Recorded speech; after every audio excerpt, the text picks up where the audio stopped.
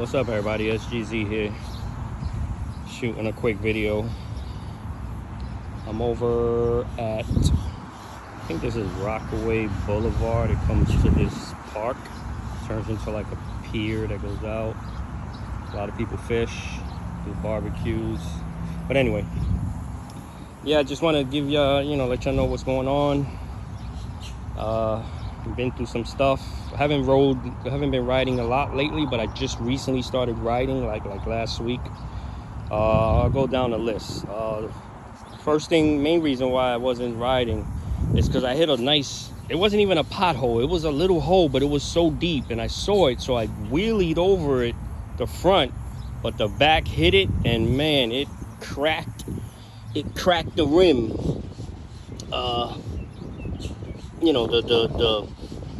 The slim piece rim, not the whole motor rim, but it cracked it. And so I had to wait for YUME to send that. I ordered that like right away the same day, but they took like over 2 weeks to send it. So, but it finally came. I posted it on the YUME America Facebook page, painted the rim black and all that, and got it on. Then also, I was still having wobble issues, and just overall stability issues at high speed. So and that wobbling is terrifying. And even if you don't get wobbling and you just hit a bump, and the scooter just becomes unstable, that's terrifying. So I was just cruising at like 35. I wasn't going no more than 40 miles an hour, because I do not want to wipe out, you know what I'm saying, because of the wobble issue. So I just did a lot of thinking and stuff, and looking online and Facebook and YouTube and all that. And there was a guy I saw, I think he had a Y11 Plus, and he put a steering dampener on, but he put a 10-inch. So as y'all know, my fellow Hawk Pro owners, it comes with a 13-inch steering dampener. And also, now from when I received my YUME, from the factory, all was good. There was really no stability issues. I could hit mid 40s, close to 50 miles an hour with no issues. And then later on, I started to develop, as y'all followed me, I started to develop the wobble issues, and I tried everything. Tightening the stem nuts down here. Right here, I tightened them up, and it helped a little bit, but then it was coming back. And I tried everything, tightening up the stem clamp, and so just recently, actually it came last night. I ordered a new steering dampener, and I ordered a small one. I ordered a 10-inch, and that's it right there. Now, first of all, my YUME 13-inch steering dampener, there was play in it. There was like a half-inch play before, like when you turn the knob to the firmer setting, like all the way. Like I like to do 14 clicks to the firm setting. So when I did my 14 clicks, there was still a half-inch play before the steering damper engaged. So it would, the steering would rock for half an inch, and just that half an inch, man, I believe that was causing the wobble. Because and then I would warm up I would, because these are hydraulic, so I would warm up the steering dampener a lot. But when I was riding, I would stop every couple minutes and rock the steering wheel back and forth when I have it on my 14 click setting. Get that fluid nice and warm and back and forth, and then that it would take away that half-inch play, but within minutes it's back. So then I finally decided, all right, you know what, let me go with another steering damper, and also go with a smaller one, the 10-inch. Now I sacrificed turning radius, but that's fine. It's not much turning radius. You need turning radius when you're trying to maneuver it indoors, indoors, and trying to store the scooter and all that. But as far as riding, even if you're riding very slow within pedestrian traffic, you don't need a big turning radius. And as y'all know, I got the kayak handle, so when I'm maneuvering indoors, I just pick it up right here, let it pivot on the front wheel, and I just, wherever I need to Anyway, back to the steering damper. So this came yesterday. I put it on, very easy to put on. I centered it right. You know what I'm saying? And now, first of all, this is the first ride since I put that steering damper. And I'm gonna let y'all know, this is for me. You know, I don't want everybody to, whoever having stability issues, wobble issues with their Hawk Pro, go out and do exactly what I did, because, you know, to each his own. But oh my God, it feels like when I got this Hawk Pro right out of the box, that first day. I mean, I am not getting no instability. I am not getting no steering wobble. With this steering damper, there is literally no play. When I put 14, 15 clicks, it's immediately engaging. And there is no half an inch. You see my hand? Like this, the previous steering dampener had a half an inch and then it would engage. So just that little half an inch was causing that wobble. And oh my God, people, night and day. I am riding with confidence now. Now I didn't hit to 50. I hit Joe. I rode over here doing over 40, hitting bumps. Man, she felt so good and solid now. So, you know, it's trial and error, you know what I'm saying? I mean, number one, you got to be good with your hands. You got to have tools. You got to know what you're doing. Number two, you got to have that, like that mindset to, you know, theorize, okay, what could be the problem? Can this be the problem? You got to know how things work so you can theorize what could be wrong, or what, you know, how you can improve. And first of all, this 10-inch steering damper looks great. Look at, nice and small, compact. You know, if any of you guys get it, make sure you center it right. I found the sweet spot. Now, as you can see, there's more here on this side, but the whole damper moves, so it compensates. So, and then the way I know if I have it uneven on both sides, I look at the bottom of the fork right here. Check it out.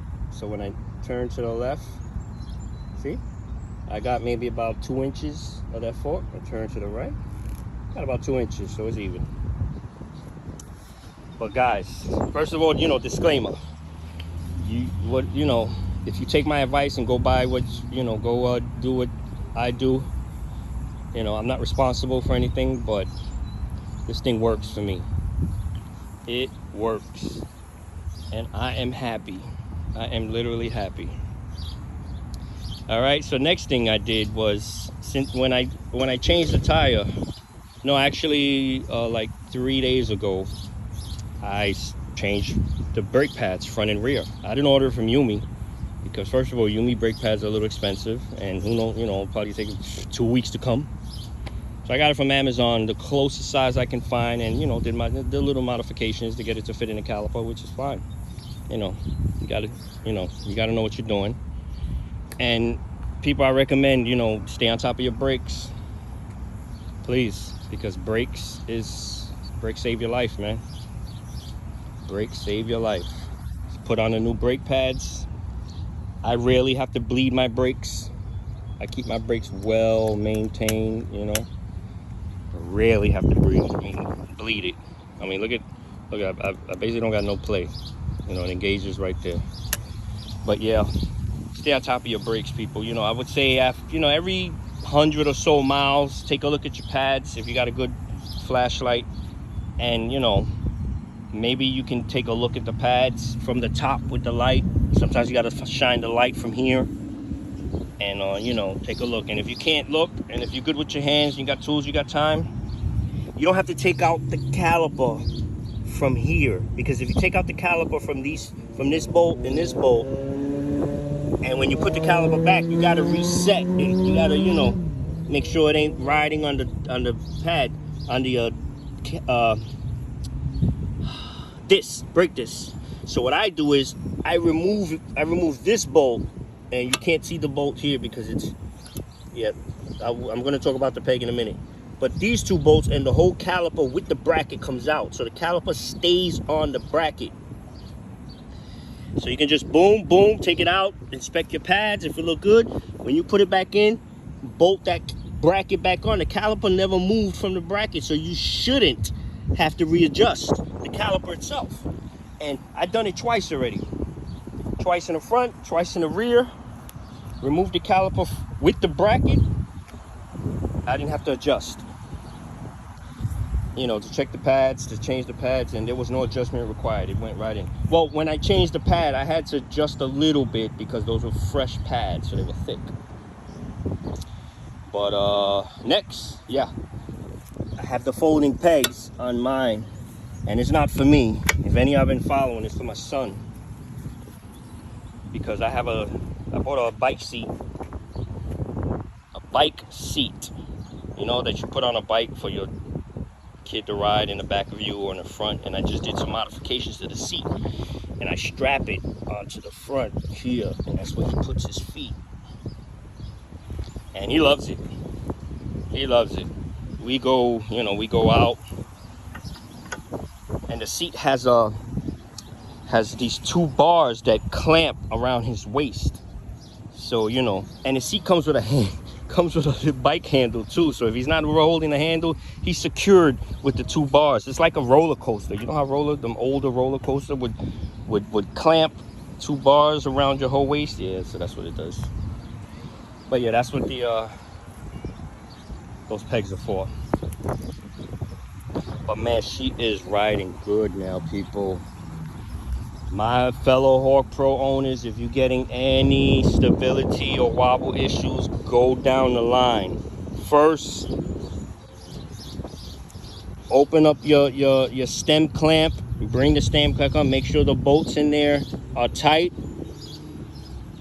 Then clamp it back up. Make sure these are nice and tight. And I recommend, do not bring the clamp all the way down. You see, I have this is probably about a little over ½ an inch, maybe close to 3/4 inch. Because if you bring the clamp all the way down, you're gonna have that little cut in the flex. Let me show you this side. You're gonna have that boom, boom going a little bit. So you bring the clamp up about right there, that secures the whole stem. Second, definitely make sure these are tight. You got two big nuts. You can only see one on the camera, but wait, there's another one right up there. Gotta buy the wrench to do it. Don't try and do it with some vice grips or whatever, because you're gonna mess up the nut, the nuts. So I posted it also on the YUME America Facebook, the size wrench I bought for that. You definitely wanna, that's the second thing you wanna go down the line. Then the final third, diagnose your steering dampener. Put it on a firm setting that you normally put it on. And I go by clicks. I count the clicks, so mine was usually 14 clicks, maybe rarely 15. So when you got it to your setting, then grab the stem and then go back and forth. If you feel play before the steering damper engages, your steering damper is bad. Get rid of it ASAP. Get a new one. But just don't get any garbage out there. Do some research, look at reviews, and then, then the option is decide what size you want to get. If you want to get the original, which is 13 inches, or you want to get the 10 inch like I got. I got the 10 inch because I'm thinking, in theory, the smaller the rod has to travel, the less likely it's going to go bad and there's going to be play. That's my theory. I don't know, I'm not a rocket scientist, but that's what I want to think. And it's working. It's working, baby. This damper cost me about I think it was like $38, almost 40 bucks. And man, I do 15 clicks. I rode over here solid and confident, hitting bumps. I think I hit like 46 just real quick, just to see.